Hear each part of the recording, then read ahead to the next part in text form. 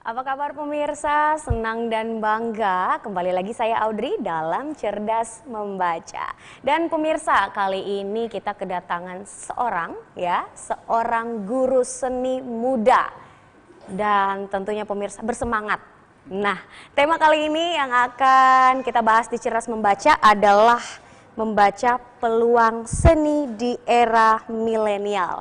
Dan tadi Audrey udah bicara ya pemirsa ya bahwa Audrey tidak sendiri. Di studio telah hadir seorang guru seni dari SMA Negeri 4 Kupang, Pak Rian Seong. Selamat sore Pak Rian. Sore. Apa kabar? Sehat. Ya, semangat ya. Siap. Semangat.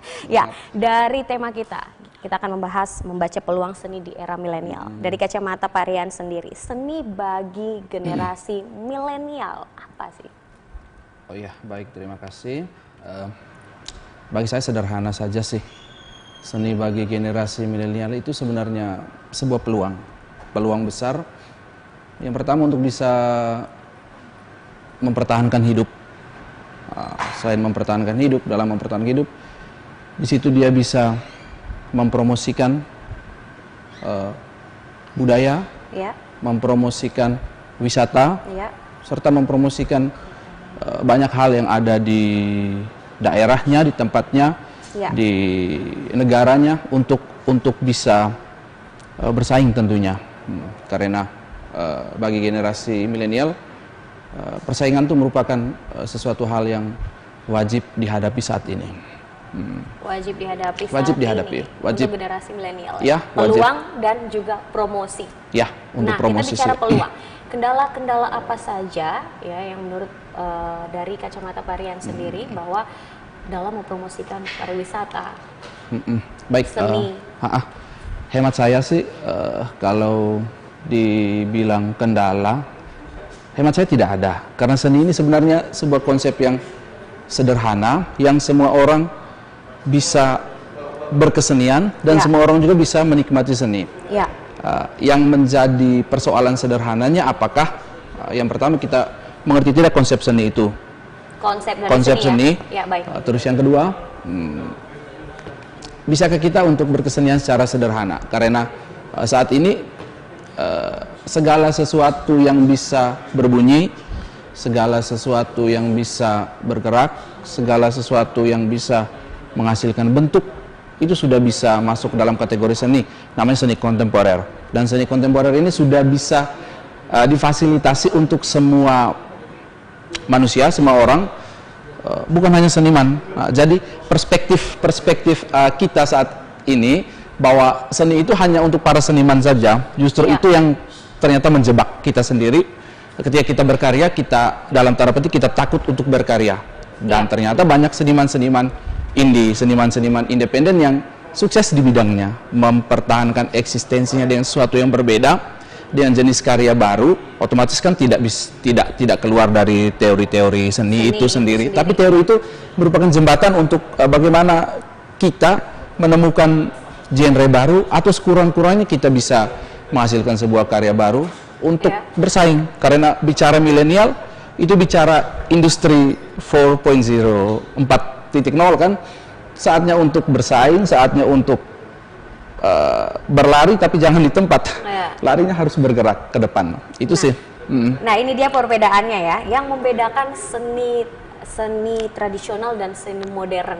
Oh, iya. Dari yang Pak Rian sendiri menyampaikan Iya. kepada pemirsa bahwa seni apapun yang bergerak ya itu bisa dikatakan seni ya, seni. Nah, pada zaman milenial, pada generasi modern ini mereka tidak mau tahu ini seni tradisional atau seni modern seperti itu, karena banyak ya kaula muda yang seperti mereka sudah mencoret-moret tembok, itu contoh yang paling dasar ya, bahwa itu adalah seni graffiti. Mereka berbicara seperti itu. Nah, ini apa yang membedakan seni tradisional dan seni graffiti sendiri?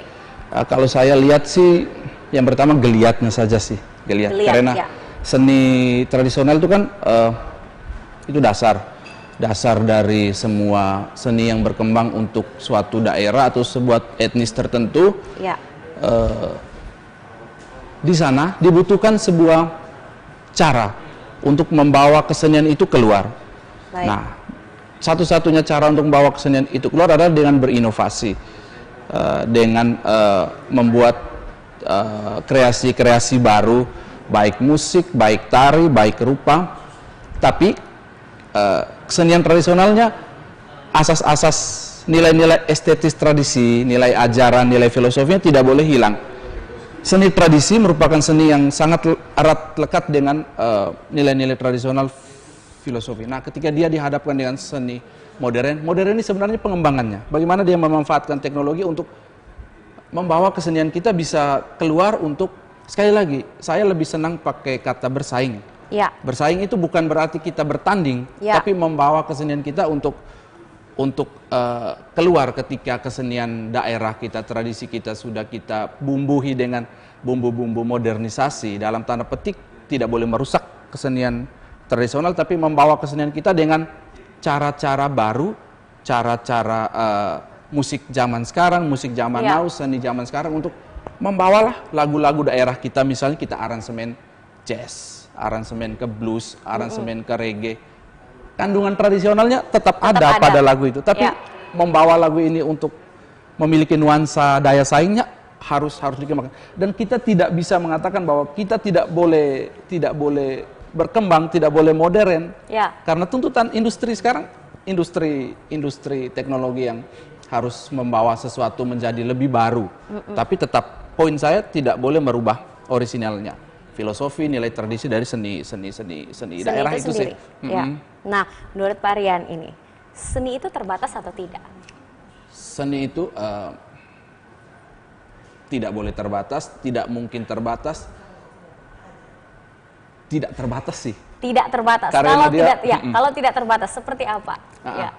Karena seni ini kan kaitan erat dengan kehidupan. Ya, benar. Di mana ada manusia, di mana ada peradaban, kesenian tetap hidup. Karena yang menciptakan seni, yang menciptakan peradaban, manusia itu sendiri. Selagi manusia ada, kesenian itu tetap berjalan. Karena ceritanya dia tidak terbatas oleh ruang dan waktu, karena dia berjalan terus. Apalagi dia kalau sudah berbicara berkaitan dengan taste, dengan rasa seseorang, dengan itu tidak boleh justru kesenian kontemporer sekarang, era milenial sekarang, tidak boleh membatas-batasi sebuah genre kesenian, karena semua harus bisa mewakili perasaan, bisa mewakili hobi, bisa mewakili komunitas seseorang, bisa mewakili etnis seseorang, maupun bisa mewakili dirinya sendiri. Ada beberapa seniman independen itu kan yang berkarya misalnya melawan pemerintah, otomatis kan tanpa difasilitasi mereka, tapi mereka berjuang terus berkarya seni sih, itu sih. Jadi dia tak terbatas dan tidak boleh membatasi seni itu. Iya. Oleh ruang dan waktu, tidak boleh dibatasi ya. Itu cerita sederhananya sih. Baik, nah di era milenial ini, dari kacamata Pak Rian sendiri, anak-anak kaula muda kita, anak-anak muda kita ini cenderungnya ke seni apa gitu? Mereka lebih mengembangkan diri mereka ke seni apa? Mungkinkah seni musik atau seni gambar, seni melukis? Baik, saya ambil contoh kasus geliatnya anak-anak saya di SMA Negeri 4 Kupang. Yang paling penting, yang paling pertama adalah kita berikan ruang untuk mereka, berikan ruang untuk berkreasi. Uniknya, anak-anak yang kita pandang sebelah mata, dia sering bolos, dia sering melawan guru, sering tidak datang sekolah, justru anak-anak itu yang sangat eksis di bidang seni. Ketika kita berikan ruang untuk pensi misalnya, pensi sekolah, mereka itu yang duluan, yang giat berlatih, yang giat untuk pentas, mengajak kawan-kawannya untuk berlatih, justru mereka itu. Artinya, untuk anak-anak muda sekarang, yang pertama itu ruang untuk mereka berkarya itu harus ada. Terus yang kedua, kalau pertanyaannya tadi bahwa sekarang seni apa yang lebih dominan untuk anak-anak milenial, sebelumnya yang paling penting untuk mereka adalah sekarang seni-seni yang berbau pemanfaatan teknologi.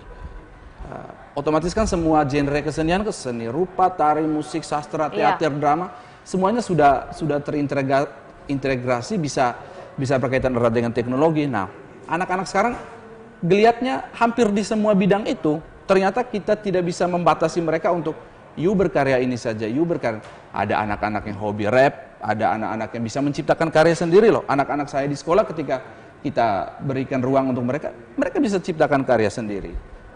Dengan keterbatasan, saya tetap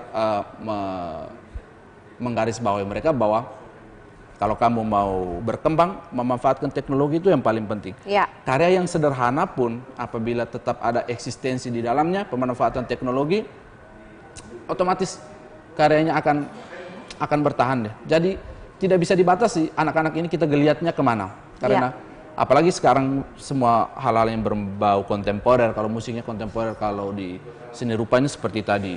Sekarang graffiti, seni rupa,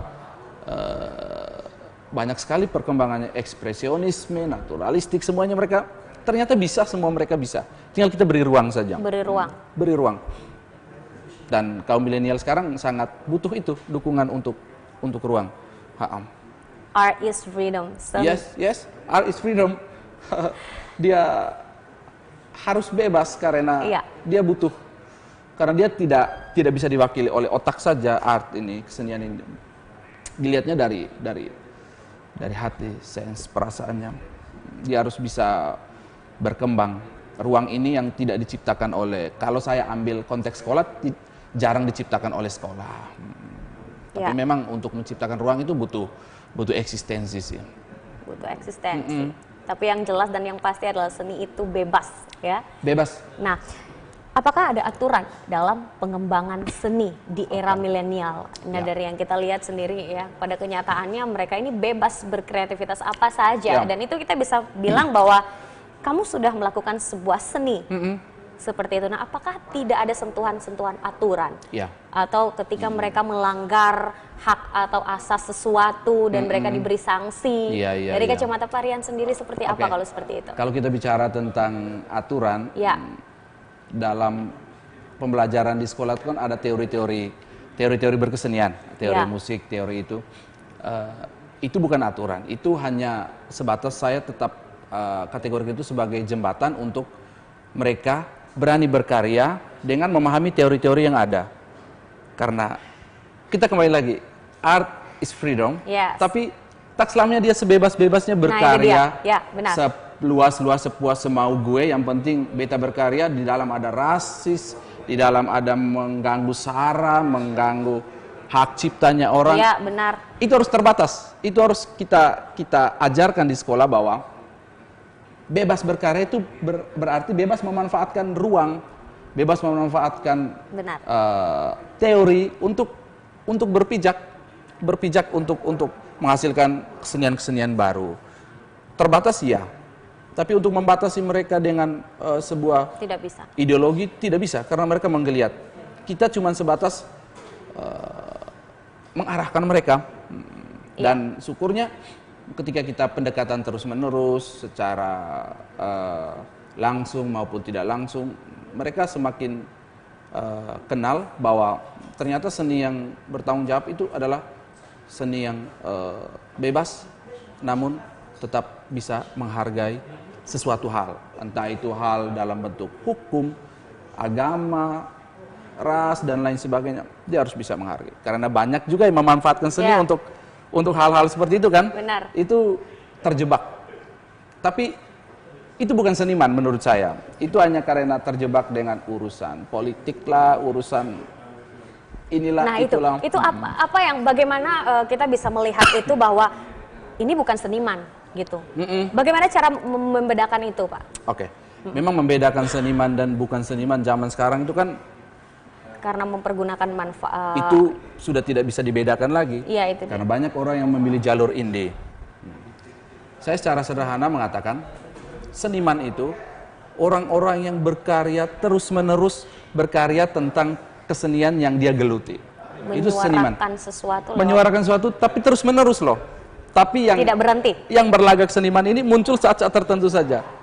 Memanfaatkan lagu lah, memanfaatkan puisi lah, memanfaatkan ini. Kita kan bisa menilai sebagai manusia normal, kita bisa menilai mana yang merugikan orang, mana yang tidak.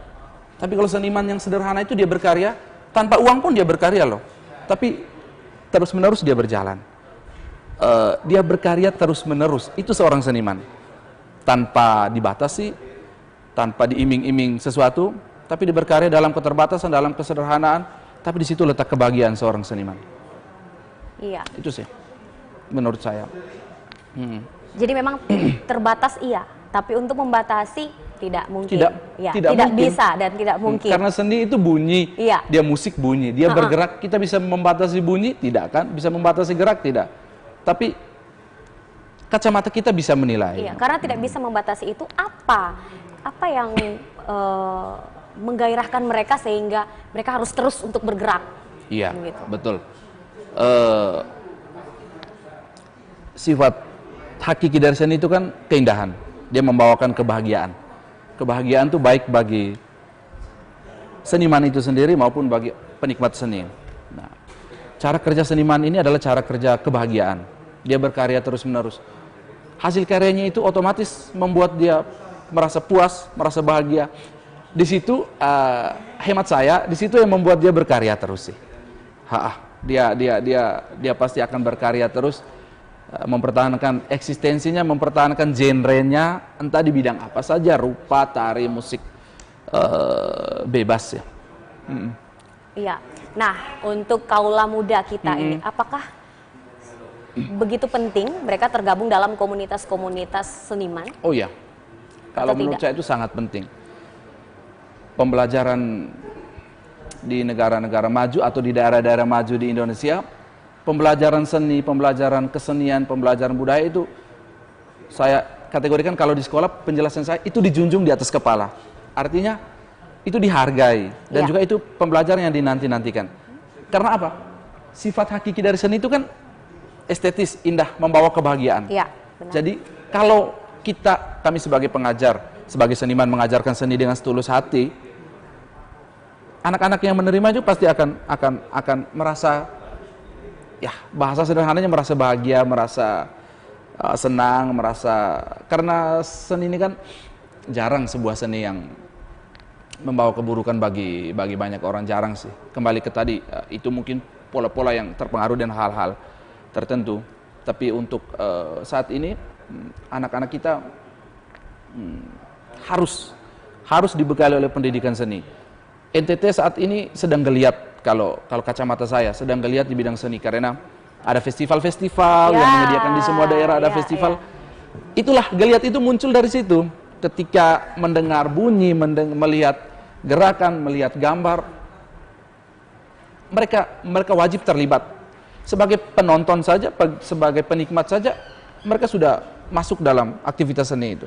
Apalagi kalau mereka sebagai pelaku, apalagi sebagai pencipta. Dan anak-anak SMA sekarang, anak-anak SMP, anak-anak SD sudah bisa menciptakan karya seni. Sudah bisa. Karena kita memberikan ruang dengan teori-teori sederhana sambil kita menuntun, memberikan dia arah, jangan membatasi dia masuk ke satu genre, tapi biarkan dia untuk berkarya dengan genre-nya sendiri. Sambil kita lihat evaluasi sederhana, kita kan hanya sebagai fasilitator saja. Apalagi untuk urusan seni, kita tidak boleh buat seperti saya mengajari vokal misalnya. Nyanyi, anak ini harus saya arahkan dia mentoring ke vokal genre yang vokal yang reggae misalnya, vokal yang klasik, tidak bisa karena dia harus menentukan genrenya sendiri. Kita hanya membimbing arahnya, jalannya. Jadi pendidikan seni sangat amat penting sekali untuk anak-anak sekolah. Mereka harus tahu dari sedini mungkin ya. Sedini mungkin. Mengenai seni budaya. Seni ini kan kita berbicara garis besarnya, ya, garis besarnya saja. Contoh paling dasar yang Bapak temui dalam kehidupan sehari-hari mungkin dalam sekolah atau dalam mentoring siswa gitu. Ada siswa yang semangat dalam melakukan seni apa itu dan Bapak mengarahkan, oh kamu nih kayaknya seni ini. Contoh paling dasar, silahkan Pak. Ada pengalaman sederhana saya di sekolah sih ketika bagaimana kita memulai aktivitas tentang berkesenian di sekolah. Ya. Kita baru masuk ke sekolah, otomatis kan dalam tanda petik sekolah wajib melihat karyanya kita. Iya, benar. Berkarya dengan alat musik belum punya. Bagaimana caranya? Caranya adalah berkarya dengan sesuatu yang sederhana, yang bisa menghasilkan bunyi. Genre saya waktu itu perkusi barang bekas. Wow. Kebetulan itu materi skripsi saya waktu S1 perkusi, musik sampah lah. Bawa sampah itu juga bisa menghasilkan bunyi-bunyian. Tinggal kita aransemen, tinggal kita tata, naikkan ke panggung pementasan dengan aspek-aspek perpanggungan yang ada dan lain sebagainya, desain bunyi. Dari situ anak-anak semakin geliat. Itu dari sisi aspek bunyi saja. Mereka masih masih belajar dari sisi musik saja, dari sisi ritme saja, dari sisi bunyi saja, mereka sudah begitu geliat gitu. Dalam perkembangan waktu sekolah karena melihat kita sudah geliat memfasilitasi. Sekarang hampir tiap tahun ada pensi sekolah, hampir tiap tahun ada pentas di sekolah. Setiap ada upacara-upacara kenegaraan, kita mainnya ngiringnya pakai band, ada tarian, ada paduan suara dan lain sebagainya. Jadi musik itu harus mulai berbunyi, jangan tunggu untuk kita berkarya. Itu kemunduran peradabannya luar biasa apabila kita menunggu sesuatu, karena segala sesuatu yang ada di alam, di lingkungan itu kan sebenarnya bunyi, sangat bisa kita pergunakan. Itu pengalaman sederhana saya sampai kita berani berkarya sampai sekarang. Refleksi saya adalah kita berkarya dengan sesuatu yang sederhana dulu, tetapi tetap harus eksistensi di situ, harus tetap melakukan itu terus menerus. Seperti kembali ke saya konsep di awal tadi bahwa seorang seniman itu terus menerus berkarya, terus menerus berkarya. Entah nanti apresiasinya seperti apa, ruangnya nanti seperti apa. Sekarang kalau sekarang efeknya sampai misalnya ada perlombaan seni, ya sudah geliat sih, ada kejuaraan, piala-piala mengalir ke sekolah, berarti itu kan sebuah hal yang menurut saya berkah bagi pekerjaan seni di sekolah. Dan yang saya amati yang kedua, anak-anak yang terlibat di eskul seni, mereka di kelasnya bisa tampil beda, bukan tampil beda, seperti anak-anak yang sudah ditata gitu. Jadi teratur sih mereka. Teratur. Sudah ditata bagaimana Pak menurutnya? Seperti tadi kayak anak-anak yang nakal, gitu. Ketika mereka diperhadapkan dengan pendekatan seni, di situ kan kita mengajarkan mereka, kita menasihati mereka dengan pendekatan hobinya mereka. Ketika mereka latihan apa di situ kita sisi pelan-pelan nasihat. Maksudnya kau sudah tampil di panggung, nanti kalau kau masih nakal lagi, ya bagaimana orang lihat dan lain sebagainya. Dengan sendirinya dia akan merubah walaupun tidak 100%, tapi ada perubahan. Ada perubahan. Itu kan kalau kita mengait ke teorinya Mozart, itu kan seni itu berhubungan dengan perkembangan anak di dalam janin untuk para ibu hamil dan lain sebagainya. Itu kan sudah teori yang menyeluruh saat ini. Jadi musik itu berkaitan erat dengan perkembangan anak sih sebenarnya. Nah, dari kacamata Bapak sendiri, kecenderungan kepada anak yang tadi Bapak sudah sampaikan 2 kali ya, bahwa lucunya adalah anak yang nakal, yang sering bolos sekolah, anak-anak yang tidak dengar-dengaran, yang tidak mengerjakan tugas, mereka yang mempunyai seni lebih tinggi daripada anak-anak normal biasanya. Nah, itu dari kacamata Bapak sendiri, mengapa cenderungnya seperti itu? Kembali lagi, art is freedom. Mereka sepertinya mau bebas, tapi ruang di sekolah ini kan, apalagi kalau SMA terbatas. Apalagi kalau SMK bicara tentang seni kan, mereka sibuk dengan perbengkelan, sibuk dengan mesin, sibuk dengan tukang. Hobi mereka. SMK kan ruangnya sedikit, tetapi karena kita continue buatnya terus menerus, kepuasan batin mereka, kebebasan mereka dalam bidang seni tersalurkan. Dan pengamatan saya, ya kalau kita tarik dari teori psikologi, itu sudah berkaitan dengan pola pikir mereka, bahwa mereka harus diperhatikan, harus diberikan ruang. Ya, benar. Ketika mereka hanya terbatas, kita just mereka, you begini, mereka akan seperti itu terus.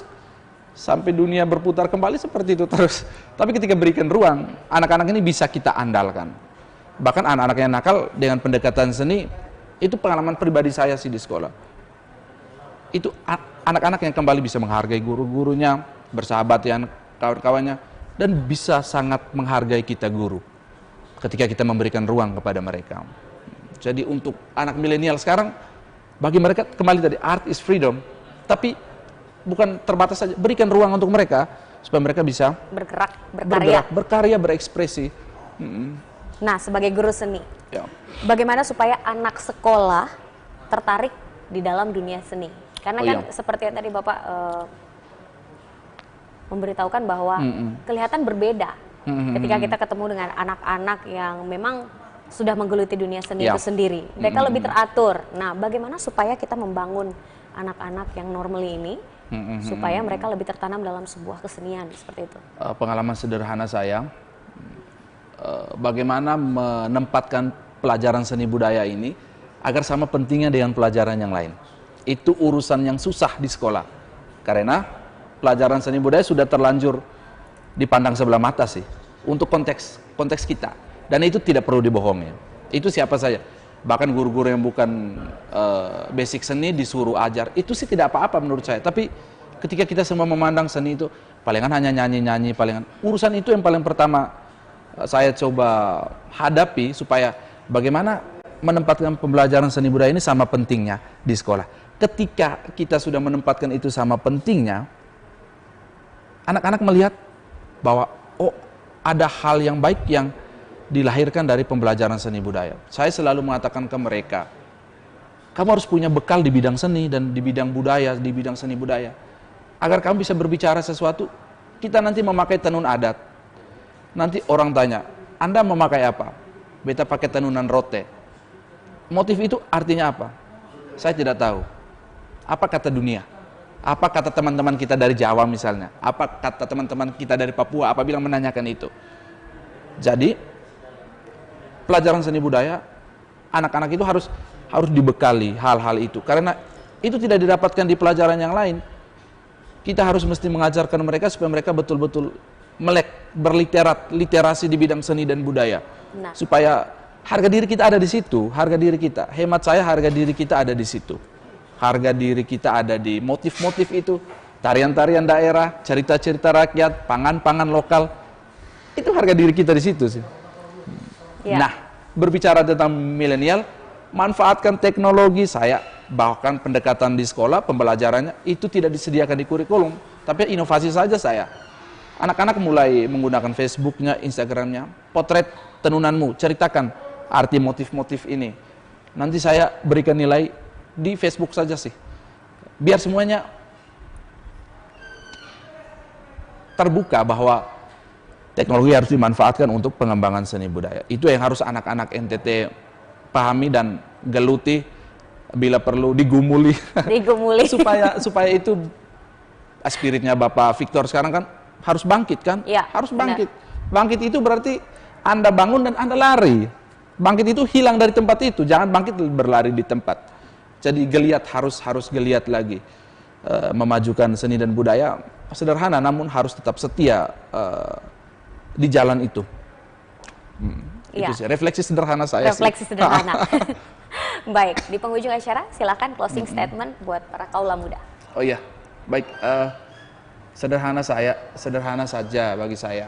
Ketika ruang seni, ruang budaya sudah dibuka, sudah ada di sekolah, manfaatkan itu dengan baik. Yang kedua, masih ada genre-genre kesenian yang bisa mewakili kebebasan perasaan, hati, dan karya kita. Terus yang ketiga, manfaatkan teknologi dengan sebaik-baiknya untuk memajukan seni dan budaya di daerah. Terus yang keempat, the art never die. Dia tidak akan mati. Never die. The art selalu never die. Ya. Hidup terus menerus. Itu saja sih. Baik, terima kasih Bapak sudah berkenan hadir pada Cerdas Membaca sore hari ini. Dan pemirsa, tidak terasa 30 menit sudah cepat berlalu obrolan yang sangat baik ini. Semoga dapat bermanfaat bagi pemirsa yang menyaksikannya. Kerjakan apapun dari hati, karena apa yang dari hati akan kembali ke hati. Akhir kata saya Audrey, pamit undur diri bersama seluruh kru yang bertugas mengucapkan terima kasih dan sampai jumpa pemirsa.